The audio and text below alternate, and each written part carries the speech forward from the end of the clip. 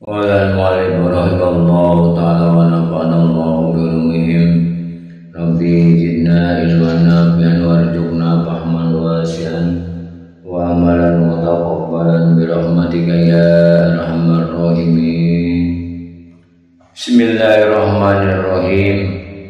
Dianjurkan baginya menyibukkan diri dengan berzikir kepada Allah Subhanahu wa ta'ala dan merenungkan apa yang dihadapi si mayit, kemana ia akan pergi, dan apa yang terjadi padanya.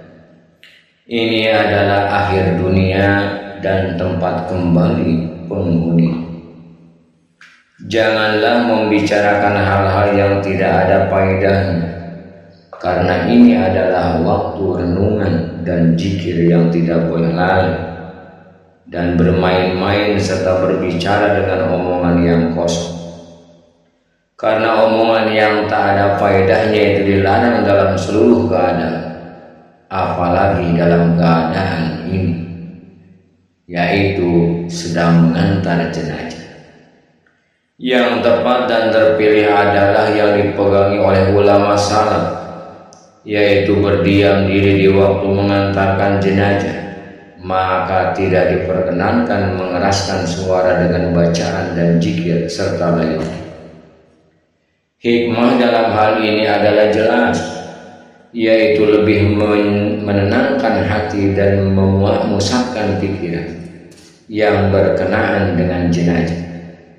Inilah yang hak, jangan terpedaya oleh banyaknya penentang. Abu Ali Al-Fudail bin Iyad radhiyallahu anhu berkata, ikutilah jalan kebenaran, tidaklah membahayakanmu sedikit orang-orang yang menempuhnya. Jangan mengikuti jalan kesesatan dan jangan terpedaya oleh banyaknya orang-orang yang binasa. Dianjurkan mengucapkan subhanal hayyil ladzi la yamutu, Maha suci Allah yang hidup dan tidak bisa mati, ketika melihat jenazah lewat. Dalam kitabnya Al-Bahr, Abu Al-Muhsin Ar-Riyani mengatakan, dianjurkan mengucapkan la ilaha illallah al-hayyul ladzi la yamutu, tiada Tuhan selain Allah yang hidup dan tidak bisa mati.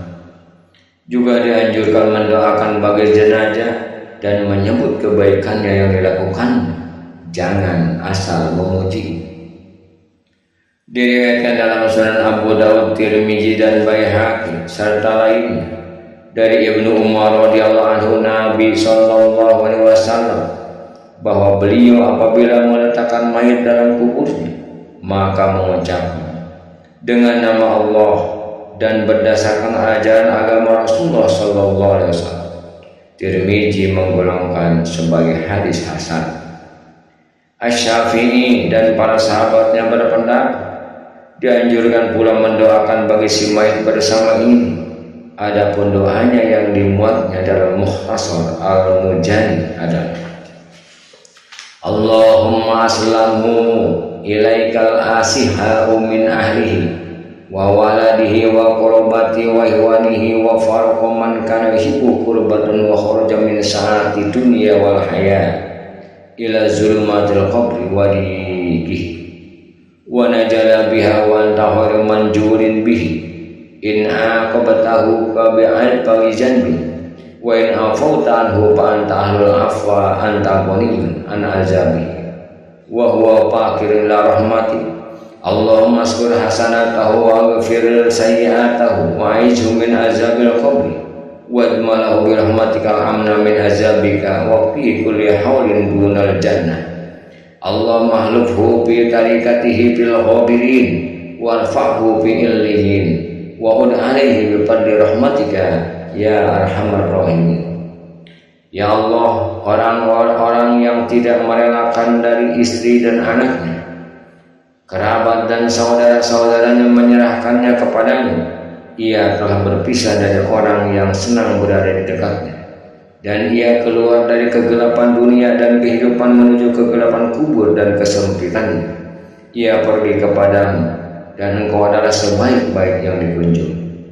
Apabila engkau menghukumnya, maka lantaran Bila engkau memaafkannya, maka engkaulah yang patut dimaafkan dan patut memaafkan. Engkau tidak perlu menyiksanya sedang ia membutuhkan rahmat.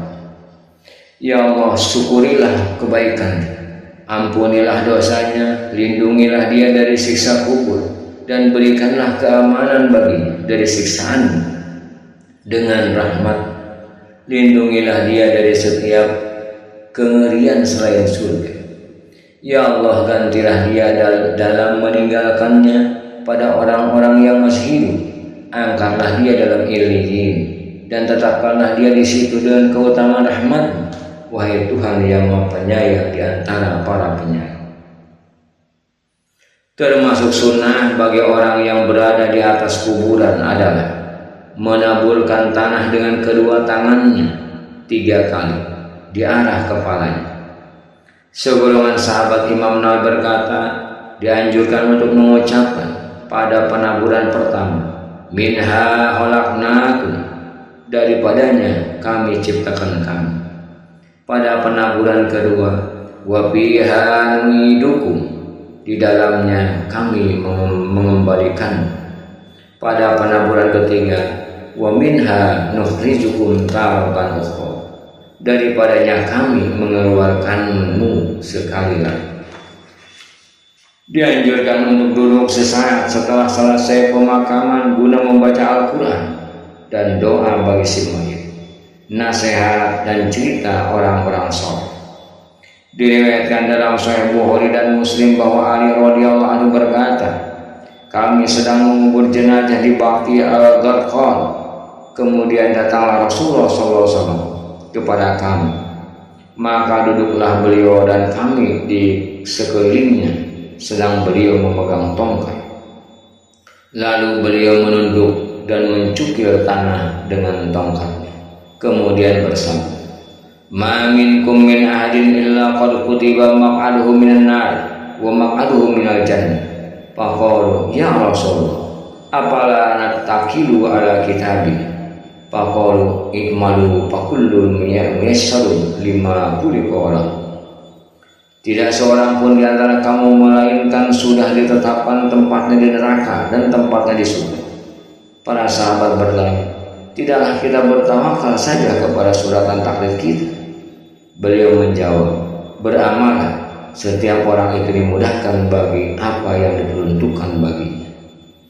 Dengan isnad hasan, Abu Daud dan Baihaqi meriwayatkan dari Utsman radhiyallahu anhu bahwa Nabi SAW jika selesai dari mengubur mayit, ia berdiri di atasnya dan bersabda, istaghfiru li akhikum wasalu lahu tasbita fa innahu al-ana yus'al. Mohonkanlah ampunan bagi saudaramu dan mohonkanlah penetapan hati baginya, karena ia sedang ditanya. Imam Syafi'i dan para sahabatnya berkata, dianjurkan membaca sedikit ayat Al-Quran. Diriwayatkan dalam Sunan Baihaqi bahwa Ibnu Umar menganjurkan untuk membaca permulaan surah Al-Baqarah dan penghabisannya sesudah mengubur mayit.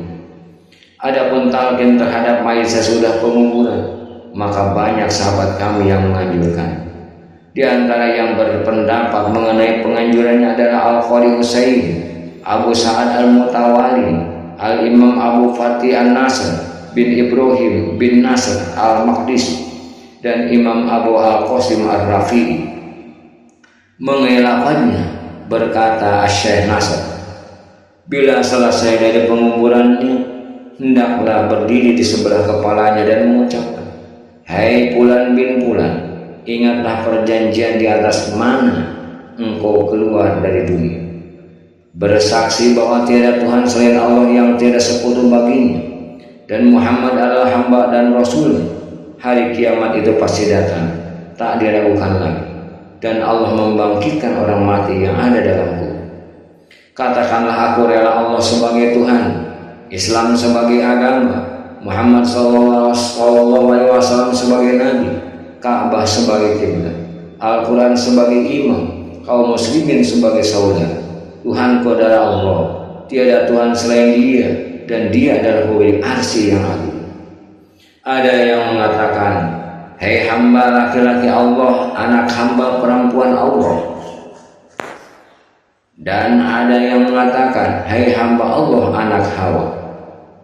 Ditanyakan kepada Imam Abu Amr ibn Shalih rahimahullah tentang talqin ini, maka ia menjawab dalam fatwanya, talqin adalah amalan yang kami pilih dan kami jalankan.